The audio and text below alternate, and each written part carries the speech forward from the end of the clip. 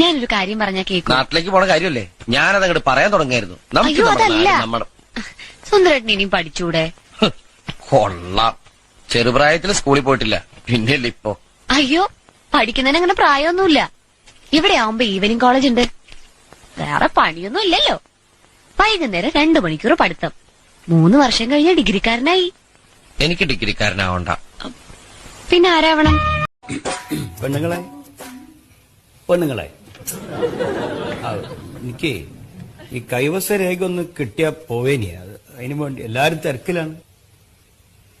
എന്റെ കൈവശം എന്താന്ന് നിങ്ങൾക്കറിയോ? നിങ്ങളെ കൈവശം മൊബൈലല്ലേ? ആ, അപ്പൊ അത് കണ്ടു മനഃപൂർവ്വം ബുദ്ധിമുട്ടിക്കാണ്. ഞാൻ അത്യാവശ്യമായിട്ട് ചാറ്റ് ചെയ്തോണ്ടിരിക്കുക. ദയവ് ചെയ്ത് കുറച്ചു നേരത്തേക്ക് ഒന്ന് മിണ്ടാതെ നിൽക്കാമോ?